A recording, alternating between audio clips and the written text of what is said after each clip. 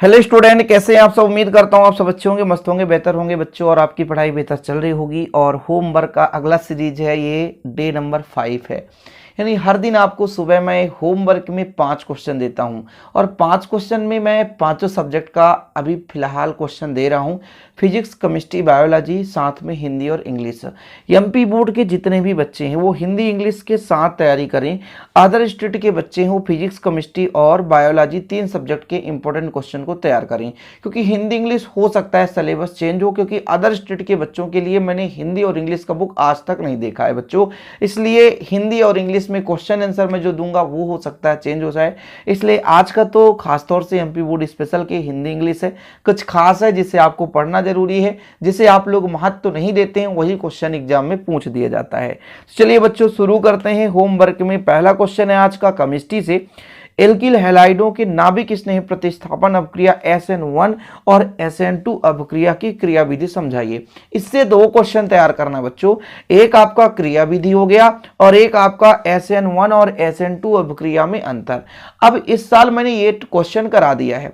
Alkyl halide और haloalkane, या haloarene और हेलोएल्केन, है ना, या एल्किल हैलाइड और हेलोएरीन, ये चीज आप देख सकते हो। चैप्टर का नाम है।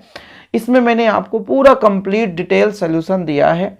वीडियोज आपको प्लेलिस्ट में मिल जाएंगे। दूसरी बात, यदि आप सर्च कर लेते हैं किसी भी क्वेश्चन को कि इस क्वेश्चन को बाय शिव सर या शिव कोचिंग क्लासेस, जैसे आप SN1 SN2 अपक्रिया या नाभिक स्नेही प्रतिस्थापन अपक्रिया SN1 SN2 Shiv coaching classes search करेंगे, आपको यूट्यूब पे मिल जाएगा बच्चों।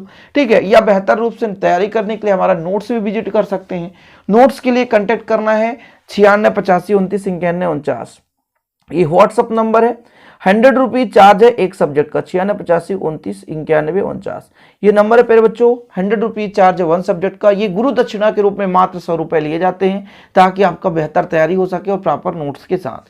ठीक है, तो ये पहला क्वेश्चन। दूसरा क्वेश्चन हमारा बायोलॉजी से है। परागण क्या है, स्वपरागण और परपरागण को समझाइए।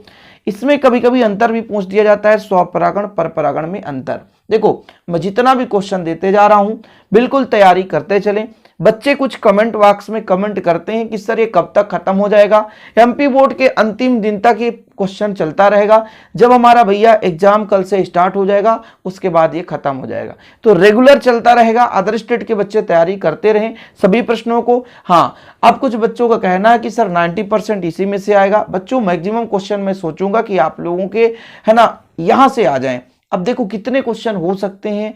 अभी आपका तो स्टार्टिंग है, आप तैयारी करते चलो। एक आपका बेहतर, है ना, नॉलेज बढ़ाने के लिए मैं काम कर रहा हूं, मैं अपना समय दे रहा हूं। बस आप लोगों को बस 2 घंटे समय लगाना है पर डे, और ये आपको पता करना है कि वास्तविक रूप से हम जितना पढ़ रहे हैं तो कितना हमसे बन रहा है कि नहीं। तो प्लीज आप लोग फटाफट तैयार करते चले बच्चों। आगे देखो, अगला क्वेश्चन है फिजिक्स से। धारा विद्युत के अंतर्गत किरचॉफ के नियमों का रेखा चित्र सही समझाइए। मतलब किरचॉफ का प्रथम नियम, किरचॉफ का द्वितीय नियम। ठीक है, जो आवेश संरक्षण के आधारित नियम पर आधारित है, पहला नियम है। इसे आप तैयार कर लेना, ऑब्जेक्टिव में पूछा जाता है।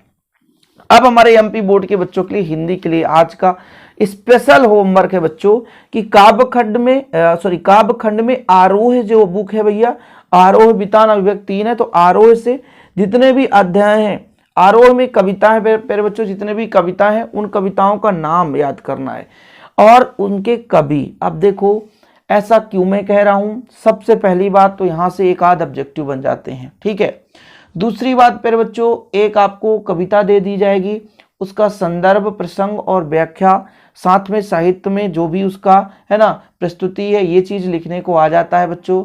इस या विशेषताएं नीचे लास्ट में लिखने को आ जाता है। तो यहां से आपको पता होना चाहिए भाई, यदि कविता का जो हेडिंग है, जो कविता का नाम है कि इस कविता में किसके बारे में बताया गया है, समझाया गया है, वो चीज यदि नहीं बन रहा है तो फिर आप संदर्भ प्रसंग नहीं लिख पाओगे। संदर्भ आपका फोकट का नंबर 1 नंबर का होता है। संदर्भ में क्या करना होता है भाई साहब की प्रस्तुत पद्यांश हमारे काव्यखंड के आरोह से इस अध्याय से लिया गया है। इस कविता, जिस कविता का नाम ये है, समझ रहे हैं, इनके कवि कौन है, तो ये है। तो ये आपको याद करना है। एक चार्ट बनाना है, जहां पे आप सोते हैं वहां पर आपको चिपका लेना है इस चार्ट को। सिंपल, जितने भी कवि हैं, है ना, और उनकी कविताओं के नाम, ये चीज आपको तैयार करना है। बिल्कुल तैयार करना है, अच्छे तरीके से तैयार करना है। तो फिर आगे का रूपरेखा मैं बताऊंगा कि आपको कैसे पढ़ना है। तो ये आपको आज तैयार कर लेना है एक दिन के अंदर, और यदि नहीं याद हो रहा है तो आप लोग लिखें, चार्ट बनाएं और आप अपने किसी बुक के सामने चिपका दें, या कि फिर बच्चों आप अपने रफ में चिपका लें। ऐसे किया करो, समझ रहे हो, पढ़ते समय जो चीज याद ना होना लिख करके रफ में चिपका लो। जब भी आप रफ खोलोगे तो एक बार वो दिखेगा, एक हफ्ते बाद उसके ऊपर दूसरा पेज आप चिपका देना। ऐसा चिपकाओ हल्का से टेप से, ताकि टेप निकालने के बाद तो पेज भी निकल जाए। तो ऐसे में क्या होता है, आपको एक बहुत ज्यादा हेल्प मिल जाता है। ठीक है बच्चों, चलिए इसके बाद आपका पोएट्री सेक्शन इंग्लिश से जितने भी पोएट्री हैं, मतलब जितने भी कविताएं हैं इंग्लिश में, उनको और उनके पोएट नेम, जितने भी कवि नेम, उनके भी नाम आपको तैयार कर लेना है।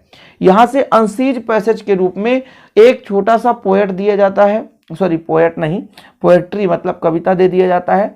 फिर उसमें आ जाता है इसके पोएट नेम कौन है, इसका मान लीजिए कभी कभी कविता का नाम ही पूछ दिया जाता है। तो ये आपको इंग्लिश में तैयार करना है। आज ग्रामर पोर्शन से नहीं दिया हूं, क्योंकि अब मुझे बुक भी आपको तैयार करवाना है, तो आप बुक से भी तैयार, तो आपको मैं हिंदी इंग्लिश भी धीरे धीरे करके छोटे छोटे पॉइंट के रूप में आपको होमवर्क दे रहा हूं बच्चों।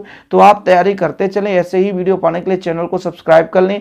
डे नंबर आपका 5th है, मतलब 5वां दिन है आज होमवर्क का। इसके पहले जो भी होमवर्क दिया गया वो प्लेलिस्ट में अवेलेबल है, आप जा करके उन होमवर्क में जितने भी क्वेश्चन है आप तैयार करते चलें। एक भी क्वेश्चन मिस नहीं होना चाहिए बोर्ड एग्जाम 2023 के लिए बच्चों। ओके, वीडियो पसंद आए तो लाइक करके शेयर करें। जय हिंद, वंदे मातरम।